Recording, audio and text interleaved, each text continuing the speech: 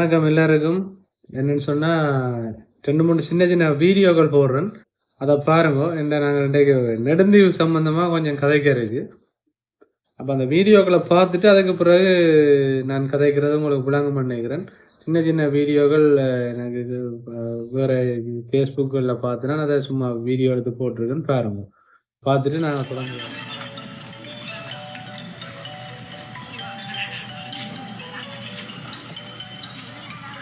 இந்த முறை வந்த முக்கியமான காரணம் வந்து இந்த நெடுந்தீவுல இந்த உண்மையாக இந்த நெடுந்தீவுல இது ஆசை உள்ளவன் 2 பேரை பிடிப்போம் தான் வந்தது. ஏனென்றா இங்க இருக்கிற படிகள் 2 பேரை பிடிச்சு கொண்டு போய் நீ அரசியலை செய்யண்டாதான் அவன் தெண்ட சனத்துக்கு ஏதாவது செய்வான்னு யோசிப்பான். நல்லூர்ல பிறந்த ஒருத்தன் வந்து இங்க நெடுந்தீவுக்கு செய்வான் செய்ய மாட்டான். அதான் பிரச்சனை. எங்களுக்கு எங்கண்ட மண்ணிலேயே சனத்திலேயே விருப்பம் இல்லை. எங்கண்ட சனத்தையே நாங்கள் கலர்ன்றது தெரியாது. அது மாதிரி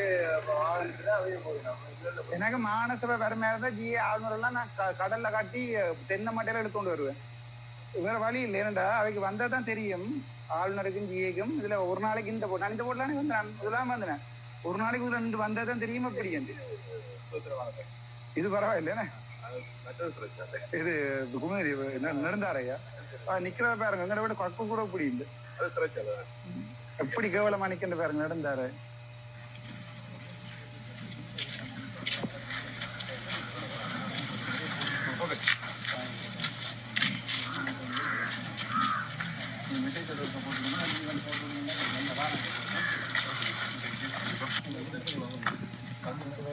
வெளியே கூட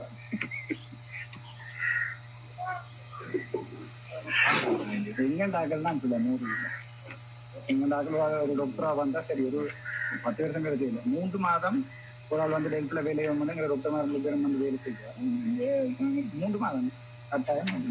வடக்கு மாநசபை வந்தா கட்டாயமா கொண்டு வருவேன். வந்து 6 மாதம் வேலை வேணும். இல்லை விட்டு போக முடியும். அவள் தான் கட்டாயம் கொண்டு வருவேன். அதுல எந்த சமயம் டெல்ட்ல 6 மாதம் வேலை சகல எல்லாத்துக்குமே அடிப்படையான ஒரு போக்குவரத்து தானே. போக்குவரத்துன்றது அடிப்படையா சரியாக நம்ம டீச்சர்ஸ் படிக்கணும். ஒழுங்கான போட் இருக்குமெண்டா டீச்சர்ஸ் அங்கிருந்து கடமை 6 மணிக்கு போட் எடுத்து இங்க நிக்கணும்டா போட் சனம். பின்னாடி 3 மணிக்கு போட் எடுத்து 3:30 நிக்கணும்டா போட்டு பஸ்ல கொடுத்துட்டு ஜாமன் போட் பஸ் அதிகம் இல்லை. இங்க இருக்க டாக்டர் மாதிரி சாப்பிட்றதுக்கு அது நான் ஒரு மாதிரியான 2 மாதிரியாவது கதைக்கலாம் நடந்ததை பற்றி உங்களுக்கு ஷோர்ட்டா சொல்றேன். எல்லாரும் அந்த ஆர்ப்பாட்டம் எல்லாம் பார்த்தேன் தானே நான். மற்றது என்னுடைய கதைச்ச அந்த ஆர்ப்பாட்டத்தில் சம்மந்தப்பட்ட ஆக்களும் மற்றது கணவர் இங்கே வேலை செய்கிற அந்த மாதிரி எல்லாருமே கதைச்ச என்னோட. இப்போ நான் 2006ஆம் ஆண்டு இல்லை 2004ஆம் ஆண்டு ஒருக்கா 2004 தான் 4ஆம் ஆண்டு ஒருக்கா நெடுந்தீவு வந்திருக்கேன். A-level செகண்ட் இயர்ல இருக்கேன். அது பிறகு தான் ஃபர்ஸ்டாக வாரன். நான் எதிர்பார்த்தது இந்த ஒரு 200 வீதம் படுமோசமாக இருக்கு நெடுந்தீவு. நெடுந்தீவு வந்து சொல்லி காட்டுறதுக்காக ஒரு இந்த ஏரியாவில் ஒரு கொஞ்சம் இடத்துக்கு ரோட்டு போட்டிருக்கு. அப்படி பார்க்கல அங்கால எல்லாம் போய்க்கல ரோட் இல்லாமல் ஒன்று இருக்கு முதலாவது. மற்றது தண்ணி பிரச்சனை. அதை விட படுமோசமாக இருக்கிறது வந்து இந்த ஹாஸ்பிட்டல் பிரச்சனை. ஹாஸ்பிட்டல் பிரச்சனை போய் பார்த்தேன். 2 சிங்களோட நர்சிங் ஸ்டாஃப் தான் இருக்கணும். 2 கொஞ்சம் இடத்துக்கு ரோட்டு போட்டிருக்கு.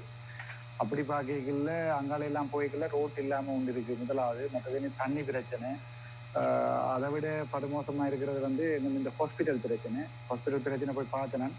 2 சிங்களோட நர்சிங் ஸ்டாஃப் தான் இருக்கணும். 2 டாக்டர்ஸ் மாதிரி இருக்கணும். அதையும் தமிழ் டாக்டர்ஸ் நேரம் கட்டிக்கிறோம். 2 டாக்டர்ஸ் மாதிரி வந்திருக்கணும். எல்லாத்தையும் பார்த்தேன். பார்லிமெண்ட்ல இது முழுக்கிறதுக்கும் பதில் சொல்றதுக்கு நினைக்கும் அரசாங்கம் தயாராக இருக்கும்னு நினைக்கிறேன். அதை விட தமிழர் தான் நாசமாக்குறது. ஒரு இந்த ஏரியாவில் ஒரு கொஞ்சம் இடத்துக்கு ரோட்டு போட்டிருக்கு. அப்படி பார்க்கல அங்கால எல்லாம் போய்க்கல ரோட் இல்லாமல் ஒன்று இருக்கு முதலாவது. அந்த காலத்துல நெடுந்தீவா வந்து அவங்க குமுதினிகளை வெட்டி கொளுத்தி எல்லாத்தையும் கொளுத்தினவங்க. ஆனால் அதை விட படுமோசமான வேலை வந்து என்ன டாக்டர் செய்யறது நாங்கள் முக்கியமாக நான் நினைக்கிறேன். இந்த அளவு கேவலமா ஒரு பிரதேசத்தை இலங்கையில ஒரு இடத்துலயுமே வச்சிருக்கு. இதுல வந்து வீடியோ போடுறதும் அதுல அந்த செம்மறி உண்டு, அந்த பிரின்சிபல் உண்டு.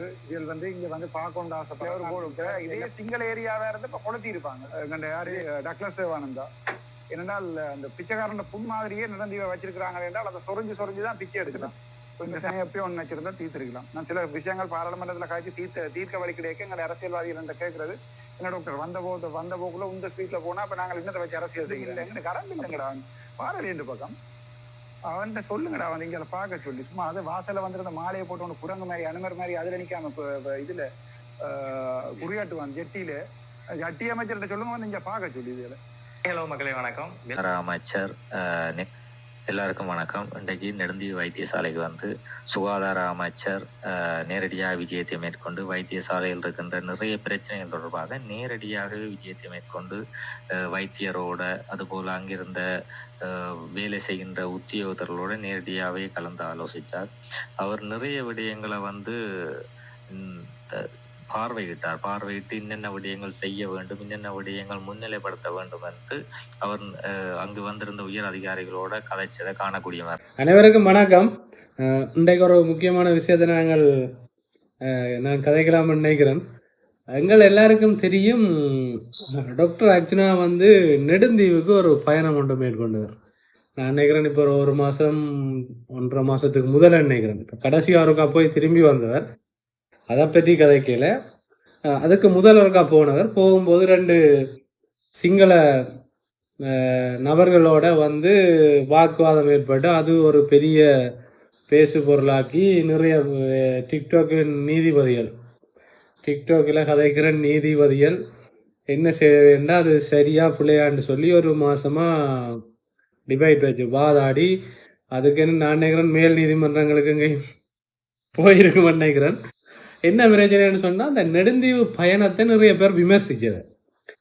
எனக்கு வைத்தியர் அர்ச்சுனாவை யாரும் விமர்சிக்க சில நேரம் அவங்க விமர்சிக்கிறேன், அவங்க சொல்றதும் சரிதானே அப்படி என்று யோசிக்கிற மாதிரி சில நேரம் தோன்றது. ஏன் டாக்டர் இப்படி செய்தவர், இப்படி செய்யாம விட்டுருக்கலாம், இப்படி கதைக்காம விட்டுருக்கலாம் என்று சில நேரம் நான் யோசிக்கிறேன். ஆனால் நான் ஒரு விஷயம் செய்வேன், நான் அவரை விமர்சிக்கிறதுக்கோ இல்லை கேள்வி கேட்கறதுக்கோ போகிறேன், கொஞ்சம் டைம் எடுத்து வெயிட் பண்ணுவேன். நான் எனக்கு என்ன பொறுத்தளவில் ஒரு டாக்டர் இத்தனை வருஷமாக வைத்திய தொழிலை செய்திருக்கிறார். அந்த தொழிலில் அவர் எந்த தவறையுமே விடையலை. யாருமே இன்றைக்கு வரைக்கும் அர்ச்சுனா ராமநாதன் என்ற வைத்தியசாலையில் இருக்க இப்படி செய்தவர் அப்படி செய்தவர், நோயாளிகளோட இப்படி பிரயோஜனப்பட்டவர், நோயாளிகளோட தேவையில்லாத வார்த்தைகளை பிரயோகித்தவர்னு சொல்லி எங்கேயுமே யாரும் இன்றைக்கு வரைக்கும் சும்மா அந்த டிக்டாக்கில் கத்துறாங்க, தேவையில்லாமல் கதைக்கிறாங்க. ஆனால் இப்படி ஒரு நியாயபூர்வமான ஒரு சரியான குற்றச்சாட்டை இங்கே ஆதாரபூர்வமாக கொண்டு வந்து நிரூபிக்கிறதுக்கு எதுவுமே இல்லை. அவர் வந்து தன் தொழிலை நீட்டாக செய்திருக்கிறார்.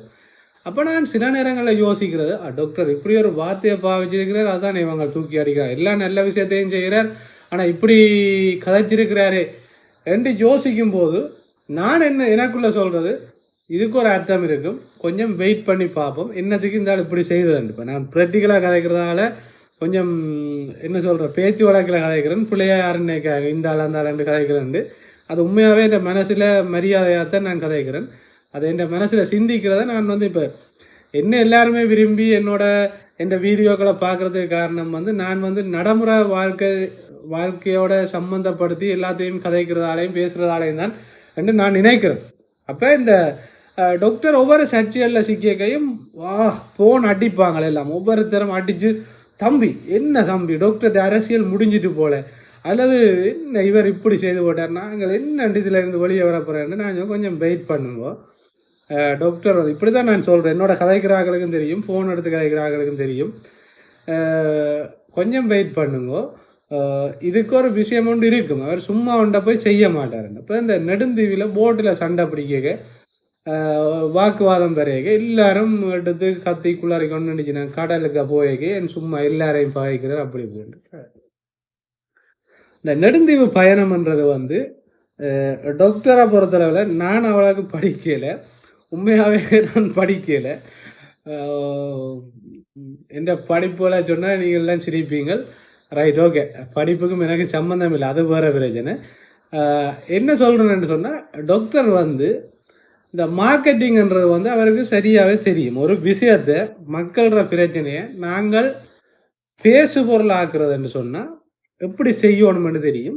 அதில் வந்து டாக்டர் எப்படின்னு சொன்னால், மற்றவனெல்லாம் என்ன யோசிப்பாங்களன்னு சொன்னால், தன்னை நல்லவனாக காட்டித்தான் தான் சொல்ல வர விஷயத்தை இவர் ஒரு புனிதர், இவற்றை வாயால் இப்படி சொல்லிட்டாருன்னு யோசிப்பாங்க. டாக்டருக்கு அப்படி இல்லை. நெடுந்தீவுக்கு தண்ணி போகணும்னு நினச்சா டாக்டர் அர்ச்சுனா இனி இல்லைன்ற தேச துரோகி என்று அவங்க முத்திரை குத்தினாலும் பரவாயில்ல, தண்ணி போனால் சரி என்று யோசிக்கிறாள் தான் வைத்தியர் அர்ச்சுனா ராமநாதன். சிம்பிளாக நான் சொல்கிறேன், நெடுந்தீவுக்கு கரண்ட் வரணும்னு நினச்சா டாக்டர் அர்ச்சுனா இனி இல்லைன்ற கேவலமான ஆளுண்டு எவ்வளவுதான் விமர்சித்தாலும் பிரச்சனை இல்லை. இதை ரெண்டிங் ஆக்கி நெடுந்தீவுன்ற இடம் வடக்கில் இருக்குது. இந்த இடத்துல கரண்ட் இல்லை, இந்த இடத்துல போட் வசதி இல்லை, போட்டில் தொங்கி கொண்டு தான் போகிறோம். போட்டில் போய்க்க சண்டை வருது, போட்டில் வரைக்க நெருங்கி இருக்கிறாங்க, கதை பேச்சுகள் பிரச்சனையாக இருக்குது, போட்டில் சில காவாளிகளும் போகுது. இதில் பொம்பளை பிள்ளைகள் பயணிக்க இயலாது, ஒரு நல்ல மனுஷர் போக இயலாது, ஒரு அரசியல்வாதிகள் அல்லது ஒரு படித்தவங்களும் அதில் போக இயலாது. இப்படியான ஒரு சமூகத்தின் மத்தியில் தான் இந்த நெடுந்தீவு பகுதி, நெடுந்தீவில் மக்கள் வாழினம். இப்படியான ஆக்கள், இப்படி சிங்கள ஆக்கள் எல்லாம் போயிருக்க அவைகள் வந்து தமிழ் மக்களை ஒடுக்கினோம். ஒரு பாராளுமன்ற உறுப்பினருக்கு, நல்லா கவனிங்கோ நான் சொல்ல வர விஷயத்த, ஒரு பாராளுமன்ற உறுப்பினரே அந்த நெடுந்தீவு போர்டில் போயிருக்க இவ்வளவு சர்ச்சையாக, இவ்வளவு பிரச்சனையாக, அவ்வளவு துணிவாக கதைப்பாங்களா இருந்தால் பொதுமக்களோட நிலைமை என்ன? இந்த வெளிச்சத்தை வந்து அப்படியே தானொரு கூடாதானு சொன்னாலும் பிரச்சனை இல்லை. ஆனால் நெடுந்தீவுன்ற ஒரு இடத்துக்கு இப்படி நெரிசலான பயணத்தை தான் செய்யணும். அது சரியான கஷ்டம், ஒன்றுமே செய்யலாது. இதுதான் நிலைமைன்றதை வந்து சிங்களவர்கள் மத்தியிலையும் கொண்டே காட்டுறதுக்கு அவர் வந்து தனக்கு கிடைச்ச ரெண்டு வறுவல்கள் அன்றைக்கு நெடுந்தீவு போர்டில் மாட்டினான். அவன் நினைச்சது டாக்டரை வச்சு தாங்கள் ரெண்டிங் ஆகும்ண்டு. ஆனால் உண்மையாக டாக்டர் வந்து, நான் திரும்ப சொல்கிறேன், அவருக்கு ஒரு விஷயத்த எங்கே கொண்டு போய் அடித்து, எங்கே கொண்டு போய் நிப்பாட்டி, எங்கே தீர்வு எடுக்கணும்னு தெரியும்.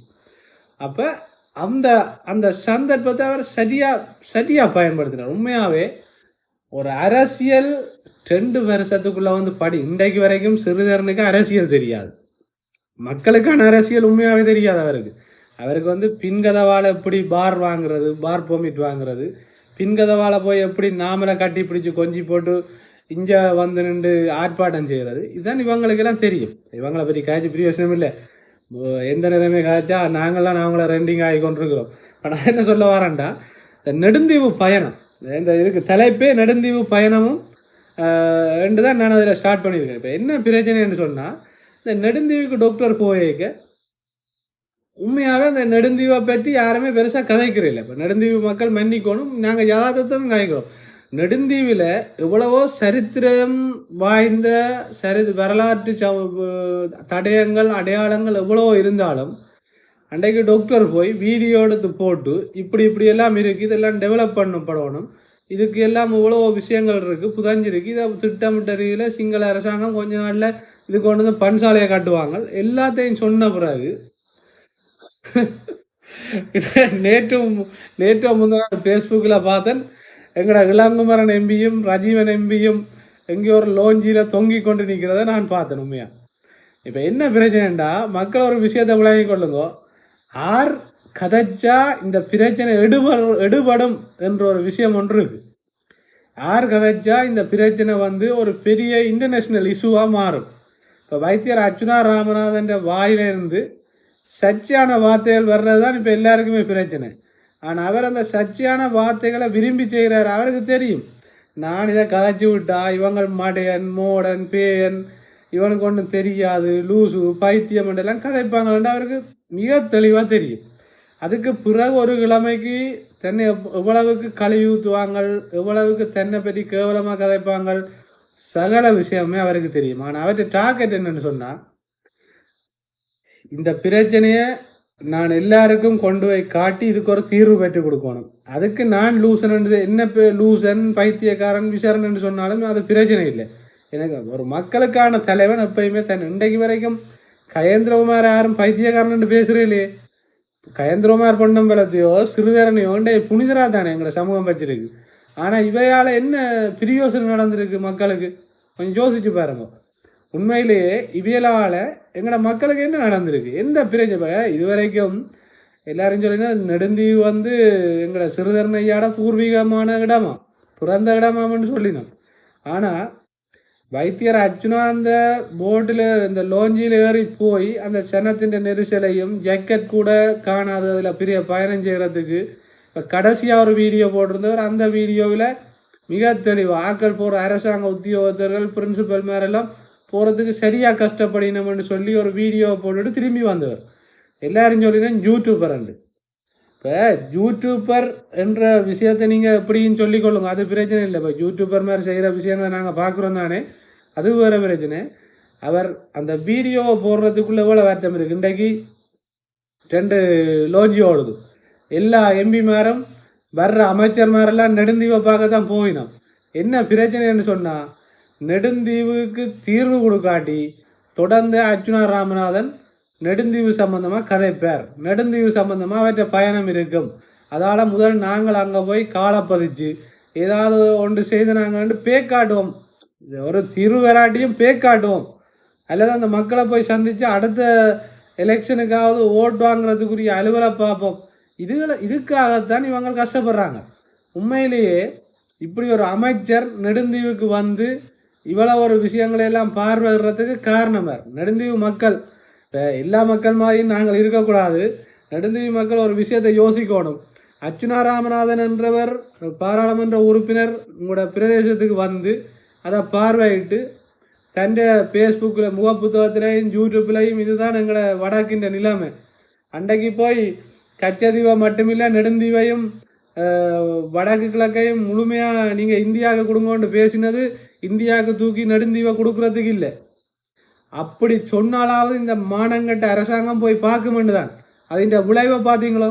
எல்லாரும் கத்தினாங்க. உண்மையாகவே எல்லாரும் கத்திக்குள்ளாருனாங்க.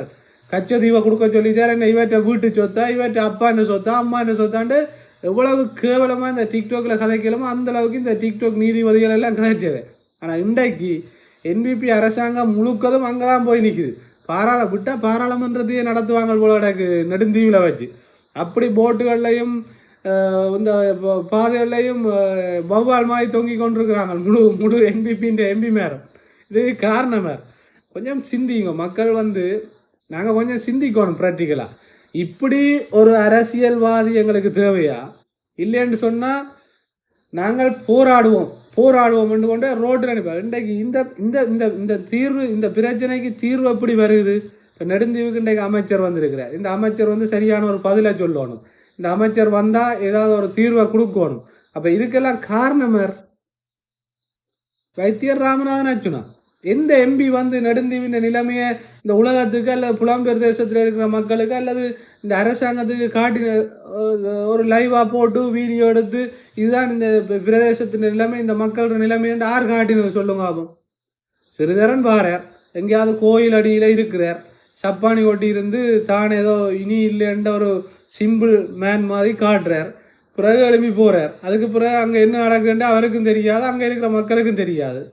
இது வைத்தியர் அர்ச்சுனா வந்தவர் யாரையுமே பெருசாக மக்கள் கூட்டத்தை சந்திக்கல. அந்த வைத்தியசாலை பிரச்சனையை கதைச்சார், அங்கே இருக்கிற தண்ணி பிரச்சனையை கதைச்சார், அங்கே இருக்கிற மின்சார பிரச்சனையை கதைச்சார், பாதையில பற்றி கதைச்சார். இன்றைக்கு முழு என்பிபி அரசாங்கமும் அங்கே தான் போய் நிற்குது. இது காரணம் அப்போ இன்றைக்கு நிறைய பேர் அர்ச்சுனா என்ன செய்தவர் என்று கேட்கணும். அவைக்கெல்லாம் இப்படியான விஷயங்கள் உள்ளாங்க. இப்போ அவைக்கு ஏதாவது செய்கிறதுண்டா தமிழ் தேசியம் கொண்டு ஒரு புருஸ்டர் போட்டை கட்டி வச்சு கொண்டு சிவப்பு சேட்டையும் கொண்ட போட்டுக்கொண்டு என்ன வீடியோட என்ன தெரிகிற மாதிரி வீடியோ என்ன தெரிகிற மாதிரி வீடியோடுன்னு சொல்லி போட்டு அதை கட் பண்ணி வட்டி தமிழ் மக்களுக்காக குரல் கொடுத்தார் முன்னாள் பாராளுமன்ற உறுப்பினர் என்று சொல்லி இதைத்தான் நீங்கள் எதிர்பார்க்குறீங்க. இப்படி அர்ச்சுனா ராமநாதன் செய்யணும். என்ன வீடியோடு நான் இதில் உண்ணாவிரதம் இருக்கிறேன் வீடியோ. எங்களை பிரச்சனைக்குரிய தீர்வு எங்கேயோ அங்கே தானே நாங்கள் போய் கதைக்கணும். இப்போ பாருங்க, இந்த என்பிபி அரசாங்கம் கொண்டு ஒரு இக்கட்டான நிலைமையில நிப்பாட்டி இருக்கிறார் வைத்தியர். ஒரு சாதாரணமான பயணமாக நாங்கள் யோசிச்சுனாங்க, தேவையில்லாமல் வம்பிழுக்கிறாருன்னு யோசிச்சுனாங்க, தேவையில்லாமல் போராட்டங்கள்ல எல்லாம் பிரச்சனைப்படுறாருன்னு யோசிச்சுனாங்க. ஆனால் அது விளைவு இன்றைக்கு அரசாங்கம் முழுக்க அங்கே தான் நிற்குது. நெடுந்தீவில் எல்லாம் போட்டில் தொங்கி கொண்டு நிற்கிறாங்க. நெடுந்தீவுக்கு போய் போட்ட வீடியோக்கு அனலதீவு எல்லா தீவுக்கும் திரிகிறாங்க. தீபங்களை நோக்கி எங்களை பயணம் என்று சொல்லி ஏதோ ஒரு தலைப்பு போட்டு ஏதோ இளங்குமரன் போஸ்ட் போட்டு வச்சுக்கிறார். இப்போ சிந்திச்சு பாருங்க மக்களே, மக்களுக்கான ஒருவர் தனக்கு தன்னை பற்றி என்ன கதைச்சாலும் அதை அவர் மைண்டில் எடுக்கிறதில்ல வைத்தியரை பொறுத்தளவில். அதால தான் அவர் சம்பந்தமான விமர்சனங்கள் வரைக்க எல்லாரும் என்னட்ட கேட்குறாரு. நிறைய பேர் என்னட்ட கேட்குறாரு, நீங்கள் கடைசி மட்டும் டாக்டரோட இருப்பீங்க தானே தம்பி? ஒருக்கா நான் நினைக்கிறேன் இந்த சர்மினி ஸ்ரீகாந்தன் அக்கான்னு நினைக்கிறேன், அவள் ஒருக்கா கதைக்கும் போது கேட்டா, நீங்களும் டாக்டரை விட்டுட்டு போயிடுவீங்களா, உங்களையும் நம்பலாமோன்னு கேட்டா. இப்போ எனக்கு வைத்தியர் அர்ச்சுனா ராமநாதன் அரசியல் பிடிக்கலன்னு சொன்னால் நான் என்ன செய்வேன்டா, இந்த போன ஆஃப் பண்ணி போட்டு இந்த அரசியல் விஷயங்களை கட் பண்ணி போட்டு எந்த வேலை நான் இருப்பேன். இதுதான் எந்த உண்மையான பாலிசி. இதுதான். இன்னொரு அரசியல்வாதிகிட்ட போயோ அல்லது அவருக்கு எதிரான இன்னொரு ஆள்கிட்ட போயோ கதைக்க வேண்டிய அவசியம் எனக்கு இல்லை. அப்படி ஒரு நிலைமை வராது. எனக்கு டாக்டர் அர்ச்சுனாவுடைய அரசியல் பாதை, அவற்றை மனநிலை, அவற்றை நோக்கங்கள் எல்லாம் தெரிஞ்சுதான் நாங்கள் இந்த அளவுக்கு இறங்கியிருக்கோம். இன்றைக்கும் யாரோ சம்பந்தம் இல்லாத ஒரு பெண் ஒருவருடைய வீடியோவை எந்த ஃபோட்டோவோட போட்டு ஜாயின் பண்ணி இந்த டிக்டாக் முழுக்க உலாக விட்டுருக்குறாங்க. இப்போ இதெல்லாம் நடக்குமென்னு தெரிஞ்சு தான் நாங்கள் யூடியூப்புக்குள்ளே வரைக்கே எனக்கு தெரியும். ஏற்கனவே இதெல்லாம் நடக்குமென்னு தெரியும் எங்களுக்கு. இதால் ஒரு பாதிப்பும் வர போகிறதில்லை. என்னை வந்து ஃபேமஸ் ஆகிறதுக்குரிய அளவில் பார்க்குறாங்க. ஃபேமஸ் ஆகிறது சந்தோஷமான விஷயம் தானே. இப்போ நான் வந்து ஒரு குடிகாரன், பொறிகாரன் அல்லது தேவையில்லாத ஒரு வேலை செய்கிற ஆட்கள், என்னை சுற்றி இருக்கிற ஆட்களுக்கும், என்னை நேசிக்கிற உறவுகளுக்கும், என்னுடைய குடும்பம் சார்ந்த எங்களை உறவுகள் எல்லாருக்குமே நான் எப்படி என்று தெரியும். நான் எங்கே இருக்கிறேன், எப்படி வாழ்கிறேன், என் வாழ்க்கை முறை என்ன, எனக்கு நான் குடிப்பேனா குடிக்க மாட்டேனா, அல்லது நான் ஒரு தேவையில்லா வேலையை செய்வேனா செய்ய மாட்டேனா, என்ன சூழ இருக்கிறார்களுக்கு தெரியும். அதை விட இன்னொருத்தர் நினைப்பினம் பண்ணுறதுக்காக நான் வாழ வேண்டிய அவசியம் இல்லை. என்னை பற்றி கதைக்கிற யாரும் வந்து எனக்கு ஒவ்வொரு நாளும் நீ வேலைக்கு போகிற வீட்டாயிரு, நான் சாப்பாடு கொண்டு தரேன்னு சொல்ல போகிறது இல்லை. அதால் மற்றவை என்ன நினைப்பினம்ன்றது என்னுடைய பிரச்சனை இல்லை. இந்த வீடியோ கொஞ்சம் கூடவா போயிட்டு நான் மேக்சிமம் 10 நிமிஷத்துக்குள்ளே தான் வீடியோ போடணும்னு யோசிக்கிறேன். இந்த நெடுந்தீவு பிரச்சனை வந்து உண்மையிலேயே நெடுந்தீவு மக்கள், நீங்கள் உண்மையாகவே ஒரு மனச்சாட்சி உள்ள உங்களோட மனச்சாட்சியின்படி யோசிக்கிறார்களாக இருந்தால், இன்றைக்கு என்னதான் என்பிபி அரசாங்கம் வந்து தலைகளான் என்று கும்மி அடித்தாலும், நாளைக்கு அர்ச்சுனா ராமநாதன் என்ற ஒருவர் இல்லை என்று சொன்னால் அடுத்த கட்ட அபிவிருத்தி திட்டங்கள் எல்லாம் தடையாகும். அதை மனசில் வச்சுக்கொள்ளுங்க. என்பிபி வந்துட்டுது, கரண்ட் கொண்டுறது, அது கொண்டுறது, இது கொண்டுறதுன்னு நீங்கள் நினச்சி கொண்டு அப்படியே என்பிபி தான் எல்லாம் செய்தேன்னு நினச்சிங்களா இருந்தால் அடுத்த படிக்கு நீங்கள் போகலாது. அதால் உங்களோட மனசில் இது எப்படி நடந்தது, இதுக்கு காரணம் என்ன, பாராளுமன்றத்தில் டாக்டர் அர்ச்சுனா என்ன கதைச்சவர், என்னென்ன கடிதங்களை சமர்ப்பிச்சிருக்கிறார், என்ன சம்பந்தமாக எல்லாம் வாதாடி இருக்கிறார், பிரச்சனைப்பட்டிருக்கிறார், அதின் விளைவு என்ன, எல்லாத்தையும் கொஞ்சம் இருந்து சிந்திக்கும். அதை விட டாக்டர் சம்பந்தமான விமர்சனங்கள் வரைக டாக்டர் ஆதரவாளர்களுக்கு கொண்டு சொல்கிறேன், அவசரப்பட்டு நீங்கள் ஒரு ஜட்ஜ்மெண்ட்டுக்குள்ளே போகாதீங்க. ஏன்னு சொன்னால் இந்த அரசியல்ன்றது வந்து சாதாரணமான ஒரு மனிதர்களோடையோ இல்லை சின்ன பிள்ளைகளோடையோ சண்டை பிடிக்கிற விளையாட்டு இல்லை. 15-20 வருஷமாக எங்களோட மக்களை புழுங்கி கொண்டிருந்த முதலைகளோட இருக்கிற போராட்டம். இந்த முதலைகளுக்கு முதலைகள பாசையிலையும் மிருகங்களுக்கு மிருகங்கள பாசையிலையும் பதில் கொடுக்க வேண்டிய ஒரு கட்டாயத்தில் தான் வைத்தியர் அர்ச்சுனா ராமநாதன் இருக்கிறார். ஆகவே அவர் சில வார்த்தை பிரிவங்களை கதை கேட்க அல்ல சில விஷயங்களை கதை கேட்க அதை நீங்களே எங்களுக்கு எடுக்கிறீங்க. சிலருடைய பாசையில் தான் சிலருக்கு பதில் சொல்லணும். அது நீங்களாக இருந்தேன்னா நானாக இருந்தேன்னா ஒருத்தருக்கு புரியக்கூடிய மொழியில் சொன்னால் தான் அவைக்கு புரியும். இப்போ சிங்களாக்களுக்கு இப்போ சிறுதன்னையா எல்லாம் செய்கிறது அப்படித்தான். நாங்கள் புட்டும் வாழைப்பழமும் சாப்பிட்டு கட்டச்சம்பளம் இந்த தேங்காய் சம்பளம் பிலாப்பழம் வேண்டாம்.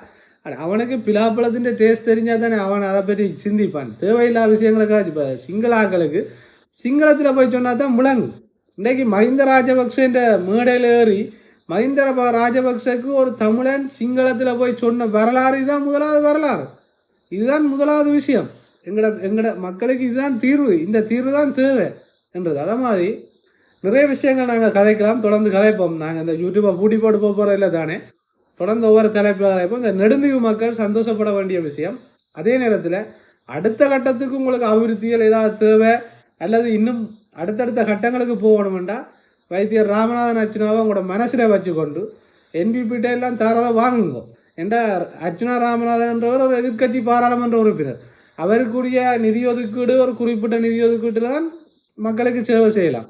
ஆனால் அடிபடக்கூடிய தைரியம் உள்ள ஒரு பாராளுமன்ற உறுப்பினர் எவ்வளவுதான் விமர்சித்து வாடா போடா அப்படி இப்படி என்று எந்த அளவுக்கு பலத்தை பிரயோகித்து மக்களுக்கு நன்மை செய்யலுமோ அந்த அளவுக்கு இறங்கி வேலை செய்யக்கூடிய ஒரு பாராளுமன்ற உறுப்பினர்.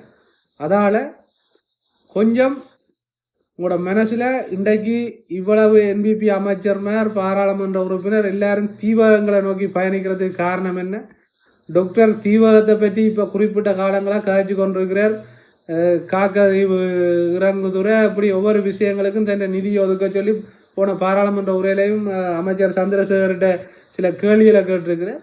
அதால் இப்போ அர்ச்சுனோட பக்கம் வைத்தியர் அர்ச்சுனா ராமநாதன் பக்கம் முழு தீவகங்களும் திரும்ப போது, தீவு பகுதிகள் எல்லாம் திரும்ப போகுதுன்ற பயத்தில் என்பிபி அரசாங்கம் இறங்கி வேலை செய்ய ஆரம்பிச்சிருக்கு. இதுதான் சிம்பிள், அதை விளங்கி கொள்ளுங்க. ஆனால் மக்கள் வந்து எந்த நேரமும் உங்களோட மனசில் ஆறு இருக்கணுன்றதை நீங்கள் தான் முடிவெடுக்கணும். நன்றி, வணக்கம். இன்னொரு வீடியோவில் சந்திப்போம்.